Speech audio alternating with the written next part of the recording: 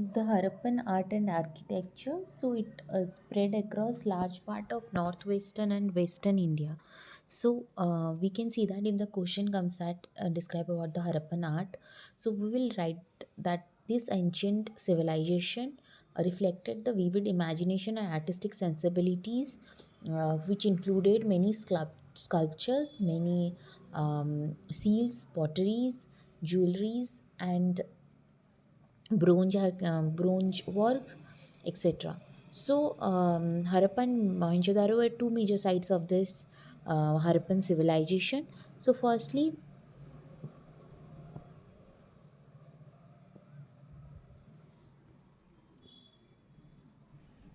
we'll tell about the seals. The seals were made up of steatite, and somewhere it is also made up of agate, chert, copper, terracotta, etc. And gold and ivory also sometimes. So it is a soft stone that is found on a riverbed. So still seals have this pictographic script which is yet to be deciphered. It has a bidirectional writing, like in one line it is left to right, in the second line it is right to left. So the animal impression is there. It has educational as well as it has the commercial purpose. There is no evidence of cow in any seals. So seals are primarily used for commercial purposes and educational purposes also. Pasupati seal and unicorn seal. So in bronze figures, they use the lost wax technique, and bronze figures like the dancing girl figure, the bull of Kalibangan, etc. Then the terracotta refers to the use of fire baked clay for making sculptures. It is found in Kalibangan and Gujarat. Mother goddess is one of those examples. Then pottery. Pottery is red and black pottery, which is very famous. Like the background is red and the designs are drawn in black. It can be any geometrical figure, birds, animals, or trees. So plain pottery was used for household purposes. Some potteries were perforated as well, and some are used for decorative purposes as well. Then ornaments are being worn by both men and women. Can be formed of baked clay, bones, metals, etc. But earrings, girdles, and anklets are only worn by women. So ornaments were found in Chanudaro and Lothal. Cotton and wool are used by Harappans, by both rich and poor. So secondly, the most like there are few sites also that needs to be understood, like remembered for prelims. The Harappa is present in Pakistan on the bank of river Ravi. So Mohenjo-daro is present in the river on the bank of river Indus. Dhoravira is the latest in Indus Valley civilization city. It is known for its giant water reservoirs. Lothal is a dockyard. It is a Manchester of Indus Valley civilization. It has also rice husk, etc. Then Rakhigari. Rakhigari is the largest site of Indus Valley civilization. It has cemetery, granary, etc. Then Ropar is in present in the bank of river Satluj in Punjab. Dog buried with human is found over here. Ropar is the first Harappan site of independent India. Then Kalibangan bangle factories was present here. Surkatoda is a place where horse bones were found. Banabali is a place on the dried of Saraswati river where lapis lazuli, fire altars, barley were found. Only city with radial streets and oval shaped settlements. Then Alamgirpur is the easternmost site of IVC. Mehergarh is a precursor to Indus Valley civilization. Like pottery is found here. Chanudaro has is a city without a citadel. Like there is no division between the upper class and lower class. Then Koti is located in present day Pakistan. Sukta Gandor is the westernmost site of IVC. Then the southernmost site was Jaimabad, easternmost site was Alamgirpur, and then southernmost site was Daimabad. Then Sukagandur was the westernmost site. Then earliest evidence of furnace was found in Kotwala, and Mand is the northernmost site.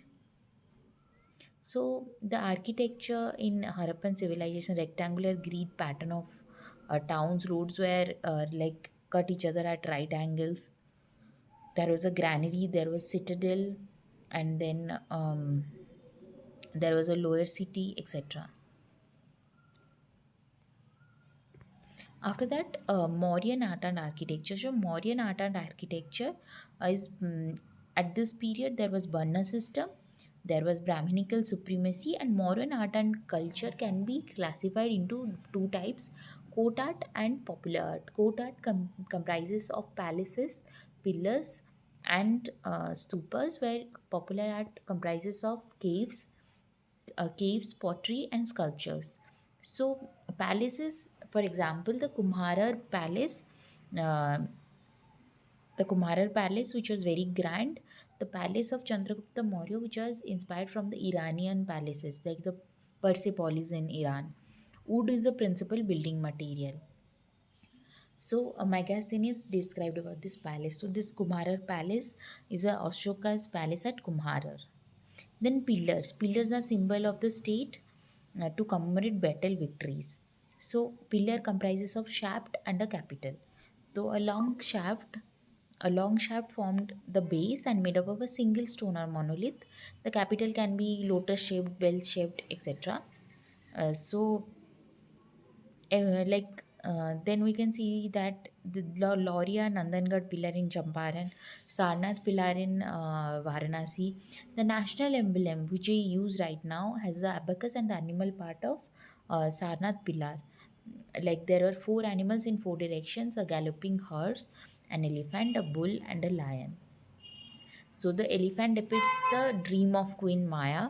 The bull depicts the terrace on which Buddha was born, the month on which Buddha was born. The horse represents the horse Kanthaka, which Buddha is said to have used for going away from princely life. And then the lion shows the attainment of enlightenment. Then the Satyameva Jayate was from Mundaka Upanishad. Then stupa. Stupa means burial mounds where people like the saints were buried. So it composes of the ashes of dead and the relics. So the core of the stupa was made up of unburnt brick, while the outer surface is made up of burnt brick. Then, like this one, the Sanchi Stupa, where there is like the ambulatory passageway. The stupa consists of Anda, Harmika, Torana, etc. The Piparwa Stupa in Uttar Pradesh and Sanchi Stupa in Madhya Pradesh. Then the palaces such as Kumharar Palace of Ashoka, the Chandragupta's palace, and then the after the pillars, there are palaces. There is pillars, Lauria Nandangad pillar, and then the Sarnath pillar in Varanasi. So then the Ashokan pillars and the Achaemenian pillars or the Iranian pillar, where what is the difference? The Ashokan pillars were monolithic, while Achaemenian pillars are made up of variety of stones. The Ashokan pillars were independently erected. The Achaemenian pillars are generally attached to state buildings. Then popular art, cave architecture. So the cave architecture, generally the caves are used as biharas or the residence of the saints. So the caves during the Mauryan period were marked with highly polished finish and decorative entrance, like the Barabar and Nagarjuni caves in Bihar. The Nasik caves is a group of 24 Buddhist caves, which are also known as Pandav Leni. So and the Pandavleni, the Hinayan sect represents Buddha as symbols like the throne, the footprints, etc. So Pandavleni is a Nashik cave which has 24 Buddhist caves, and it was carved between 1st century to 3rd century AD and belongs to Hinayan sect. So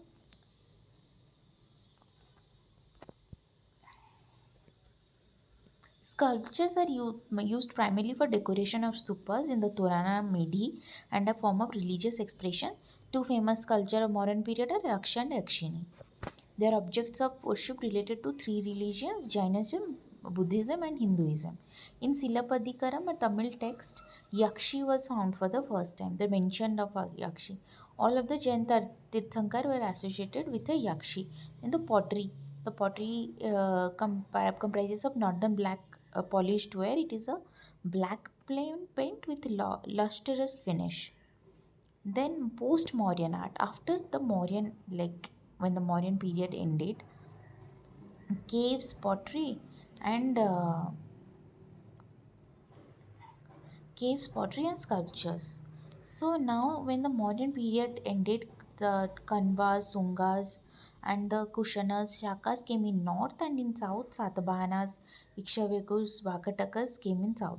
So, similarly, the religious scene saw the emergence of Brahminical sects such as Saibites, Vaishnavites, and Shaktirites. तो the architecture उसी तरीके से बदल गया जैसे कि rock cut caves the construction post Mauryan trend in art and architecture if there was a question then the rock cut caves are comprises of two types of rock caves, chaita and vihara. Um, chaitas are the prayer house, while the biharas were the residential halls of buddhist and jains. So the ajanta cave, Karle Chaita Hall, in Ajanta Cave. Udaygiri and Khandagiri caves in Odisha. It is famous for Ati Gumpha inscription, which was carved in Brahmi script. It is about the victory of the king Kharavela. Then the Rani Gumpha cave in Udaygiri. Rani Gumpha cave in Udaygiri is double storaged and has beautiful sculptures, while the Hathi Gumpha inscription is in Brahmi script. It is about the military campaigns taken by the king Karavela. Then the stupas. Stupas are large and more decorative in the post-modern period. Stones were increasingly used in the place of wood and brick. Then the Shunga dynasty introduced the idea of Toranas, like two pillars are there, then two vertical pillars and the three horizontal pillars in the middle of those vertical pillars. The Bharut Stupa in Madhya Pradesh, the Torana in the Sanchi Stupa. Then came the sculptures, like there are three types of sculptures like three schools of sculptures: Mathura school, Amravati schools, and the Gandhara school. The Gandhara school of sculpture was more influenced by the Western frontiers. There is a Greco-Roman influence over that school, where bluish gray sandstone was used, modern stucco was used, and Buddha and Bodhisattvas were based resembled somewhat to the Apollo. Then it flourished in the 50 BC to 580. Then the Mathura school, it has more indigenous influence. It flourished on the banks of river Yamuna. It has influence of three religions: Buddhism, Jainism, and Hinduism. And Mathura school has more symbolism in the images. Like Shiva is through Linga and Mukhalinga. The halo around the head of the Buddha is larger in the Gandhara school and decorated with geometrical patterns. Then Buddha is shown to be surrounded by two bodhisattvas, Padmapani holding a lotus, Vajrapani holding a thunderbolt. In Amravati school also there was an indigenous influence. It flourished on the banks of Krishna river, unlike the Mathura school which flourished on the banks of Yamuna river. Then it was under the patronage of Satavahana rulers, while mm, the Mathura school and the Gandhara school were under the Kushana rulers. So it has the sculpture of these two schools made excessive use of Trivanga posture. Like this Amravati school made use of Trivanga posture. So in Gandhara school there is a Greek and Hellenistic influence, while in Amravati and Mathura there is a indigenous influence. The ingredients used in Gandhara school is stucco, bluish grey stone, sandstone, mud, and while in the Mathura school it is red sandstone, in Amravati school it is white marble. The religious influence is Buddhist imagery in the Gandhara school, and three religions in the Mathura school, and Buddhist influence in the Amravati school. The patronage, as I said, Kushana for Mathura and Gandhara, Satavahana for the Amravati schools. The area of development of Gandhara school arisen in the northwest frontier, while the area of development of the Mathura school is in the river bank of Yamuna and Krishna river bank, Amravati. Uh, Gain popularity. The feature of the Buddhist sculpture in Gandhara school is Buddha is in a spiritual state. He wears few ornaments. He's more a yogi, and his eyes are half closed as in meditation. A protuberance is seen on the head, signifying the omniscience of Buddha. While in the Mathura school, he is more in a delighted mood. He has a like the muscular structure has been shown, wearing a tight dress. He is shaven. He sits in a Padmashan position. A protuberance is also present in the Mathura school, whereas in the Amravati school, there is a narrative from Jataka tales and the life stories of Buddha.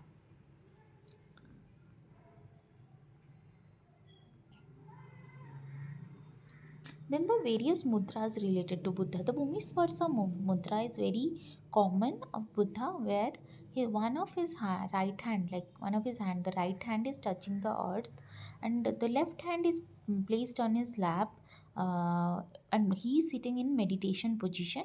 The mudra is commonly associated with blue Buddha, known as Akshobhya. Significance is calling the earth to witness the truth. Then is Dhyana Mudra, where Buddha is sitting in a Samadhi position. It depicts Buddha with both the hands in the lap, with his thumbs touching each other, thumb tips forming a mystic triangle. This signifies attainment of spiritual perfection. While in Vitarka Mudra, the tip of the thumb and index fingers are touching each other, forming a circle, and it indicates teaching, discussion, or intellectual debate. So, it signifies a teaching phase or preaching phase in Buddhism. And the circle formed by the thumb and index finger maintains a constant flow of energy, as there is no beginning and end, only there is perfection. Then is Abhay Mudra. Abhay Mudra is a mudra which shows as fearlessness or protection or security. The right hand is raised to soldier height with arms bent. The palm of the right hand faces outwards and the fingers are upright and joined, while the left hand hangs downwards by the side of the body. This gesture was shown by Buddha immediately after attaining the enlightenment. Then the Dharma Chakra Mudra. It involves both the hands, the Dharma Chakra Mudra. Then the Anjali Mudra is for greeting, devotion, or adoration. The Anjali Mudra, which is somewhat similar to Namaskar, where the hands are close to the chest with palms and fingers joined against each other vertically. This is for bodhisattvas who aim and prepare to attain perfect knowledge. Then is Uttara Buddhi Mudra, which means supreme enlightenment, holding both hands at the level of chest, intervening all fingers except index fingers, extending index fingers straight up and touching each other. It symbolizes perfection. Then is Bharata Mudra. It is for granting wishes, compassion, and charity. Um, then is Karana Mudra for warding off evil. Then is Vajra Mudra, which where the uh, forefinger of the left hand is held in the fist of the right hand. It is seen in the mirror inverted form also. It is more famous in Korea and Japan. It refers to the knowledge or supreme wisdom. So then comes the Gupta age, which is known as the Golden Age, 4th century AD. Three principal deities are present in this period: the Vishnu in the northern and central part, the Shiva in the southern part, and the Shakti in the eastern part. The architecture comprises of caves. So caves, there were mural paintings on caves. Some of the finest example of mural paintings are in Ajanta and Ellora cave. The Ajanta cave is present in the Sahyadri ranges on Bagora river near Aurangabad. There are 29 caves, so at 25 caves are biharas and 4 caves are chaitas or prayer halls. So there is it flourished under the patronage of Bakataka kings Harishena. So the figures of these caves are made up of fresco painting technique to demonstrate considerable naturalism. The outlines of the paintings are drawn in red color and then they are filled with paint. The striking feature of these caves are the absence of blue color in this painting. Cave number 16 is very significant, where there is a picture of the dying princess. The paintings are generally themed around Buddhism in the Ajanta caves. The cave number 26, Mahat Parinirvana, Naga King with his conjuring number 19. So, what is the mm, fresco method? Actually, a layer of clay mixed with cow dung and rice husk was applied on the surface of the rock. A coating of light plaster is applied on it. Then color and pigment are applied on the moist surface. The Then comes the Ellora caves. The Ellora caves have 34 caves. Ajanta had 29, 25 for the Biharas, and 20 and 4 for the Chaityas. In these 34 caves, 17 are Brahminical, 12 are Buddhist, and the rest are Jain. These caves are developed in the 5th and 11th century.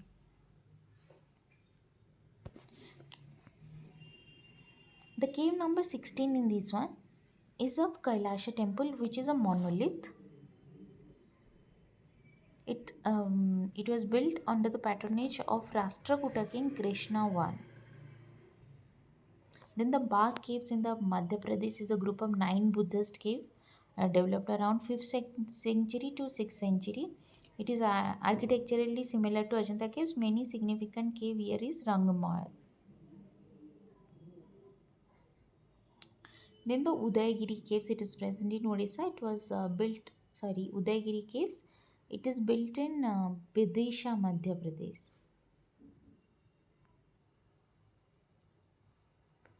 Then after the caves, there is stupas. The Dhamek stupa at Sarnath near Varanasi is a fine example of stupas in the sculpture. Sculptures of Sarnath it is characterized by use of cream colored sandstone and the use of metal. It lacked any form of nakedness.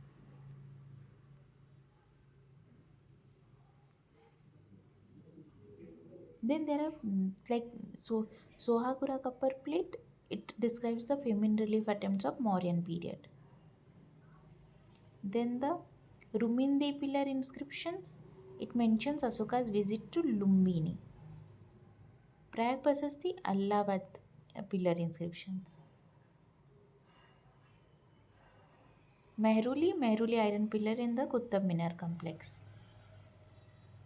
Musk inscriptions in the Karnataka. It is first edict of Emperor Ashoka that contain the name of Ashoka. Kalinga edicts. It is by Ashoka. Aihole inscription. It is in Karnataka by the. It was the first capital of Chalukya. The inscriptions found in Meguti temple, commonly known as Aihole inscription, is about the historical events of Chalukyas. It is in Sanskrit and in Kannada script.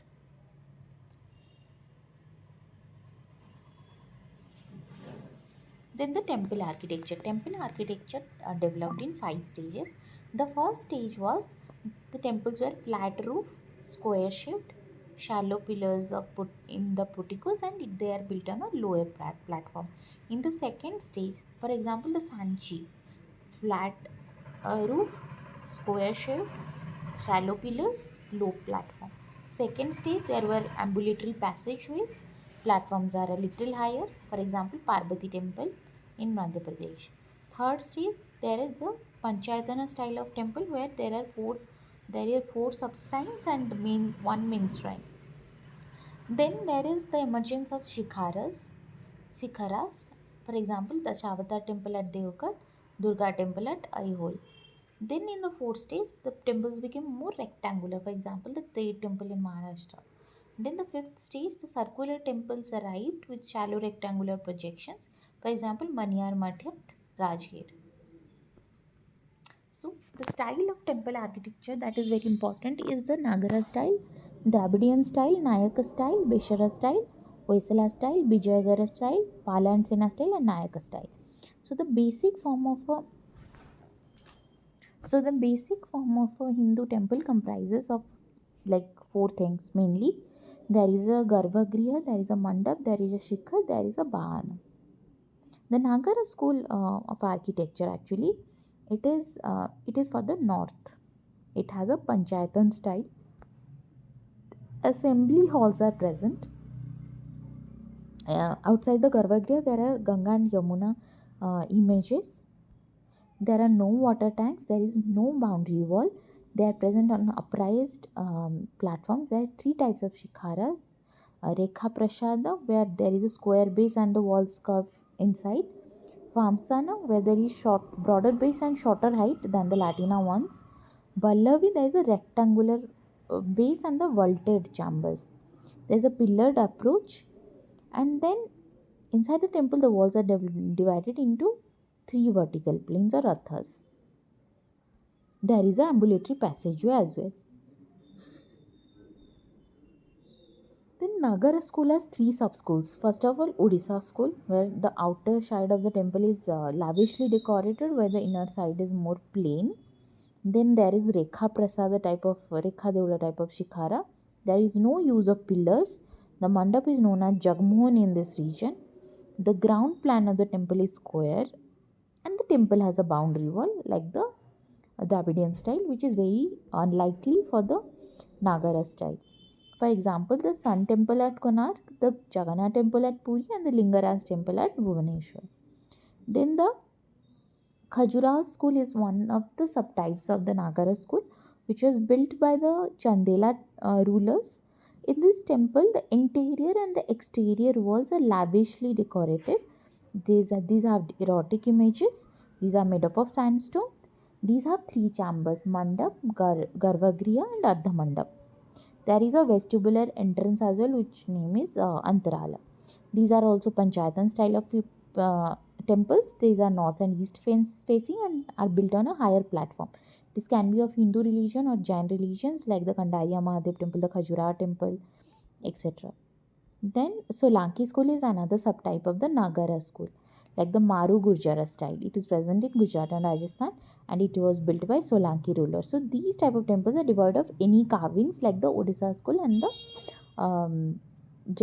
Odisha school and the Chandela, like the Khajuraho type of temple, Khajuraho school. So the Garbhagriha is connected with the mandap both internally and externally. The porticos have decorated gateways like toranas. These have a step tank, and the steps of the tank is full of small temples with wooden carving. Then most of the temples are east facing, like the Modhera Sun Temple, Gujarat. Then the temple architecture in South India developed under the Pallavas, like in four stages: Mahendra group, Narsingham group, and Rajasingha group, and the Nandi Varman group. So the Mahendra group was actually the first stage of Pallava temple architecture. So Narsimha group, the Rathas were built at this point of time, the Pancharathas in the Mavalipuram. Rajasimha group, the Show temple, the Kalashna temple, these are built on the Rajasimha. And the Nandi Burman, the temple architect structure like the Besara style, Nayaka style, Vijayanagar style emerged in this period. So first of all, the Dravidian style of temple style or the Chola temple.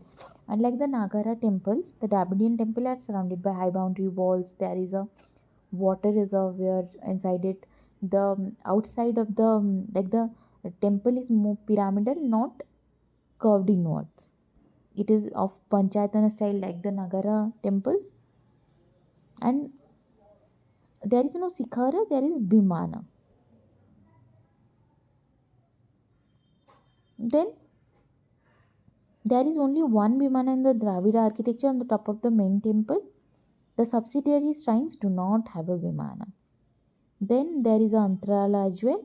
The entrance of the Garbhagriha has sculpture of Dwarapala, Mithun and Yaksha, unlike the Nagara temple which has the temple of god and goddesses. Then for example, Brihadeshwar temple at Thanjavur, Gangaikonda Cholapuram temple in Mavalipuram.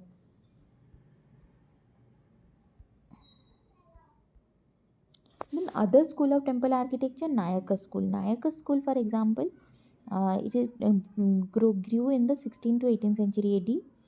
It is known as Madurai school. It has an Islamic influence. The presence of prakams or huge corridors in the portico. The temple structure is filled with intricate carvings, and there are gopurams. For example, the Meenakshi temple, Madurai. Then the Besara school is known as Karnataka school of architecture. It is combined feature of Nagara school and Dravidian school. Like it is a hybridized form of Nagara school and Dravidian school. The Nayaka school is Madurai school. So it has a Bhimana, Mandapa, ambulatory passageway. The three prominent dynasty of the Besara style are Chalukyas, Rashtrakutas, and Hoysala dynasty. Hoysala dynasty have this Halebidu temple and Belu temple. Rashtrakutas have this Kailash temple in Ellora. Chalukyas of Badami and Kalyani. Doda Basappa temple at Dambal. This is a style of Besara style. Doda Basappa is Besara style. Latkan temple is Besara style. Temples at Badam is Besara style. Then the Bijayanagar school, which grew in the Hampi, Karnataka. These combine the features of Cholas, Hoysalas, Pandyas, and Chalukyas. The temples are highly decorated, monolithic rock pillars. There is a mythical creature called Ayali. Gopurams are present. Then there is a significant thing called Kalyana Mandapa, which is dedicated to divine marriage. For example, the Bittala Swami temple, the Virupaksha temple, the Lotus Mahal. Then the Badami cave temple, located in Karnataka, Badami. This cave temple was built by Chalukyas. It has four cave temples based on Hinduism, three caves, and Jainism, one cave. This rock architecture dates back to 6th century AD. So the cave number 1 has Siva's Nataraj. This has also a relief of Harihara. Cave number 2 has Lord Vishnu. Other forms of Vishnu avatar is also present there. Cave number 3 has Anantasayan, Vasudeva, Baraha, Harihara, and Narsimha. Cave number 4 is a giant cave where there is an intricate sculpture of Bahubali, Pashvanatha, and Mahabira. Cave number 4 has Bahubali, Pashvanatha, and Mahabira. Cave number 3 there is Anantasayan. Cave number 2 there is Vishnu. And cave number 1 there is Nataraja Shiva. Then the Hoysala art, which also grew in Karnataka, temples built under Hoysala rulers developed a distinct style of their own. Like these are present in Bellur, Halebeedu, and Sringeri. Some of the features of the architecture are multiple shrines are built on the central pillared hall. There is a star-shaped or stellar-shaped plan. They are made up of soft soapstone. Massive emphasis was laid on decoration of the temple. All the chambers had shikharas which are interconnected by an arrangement of horizontal lines. For example, the Hoysaleshwar temple at Halebeedu, the Channakesaba temple at Billur, the Channakesaba temple at Somnathpura. Then the Pala and Sena school of architecture which grew in the Bengal and Odisha. For example, the Bikramshila Udantapuri Nalanda universities, the Somapura Mahabihar.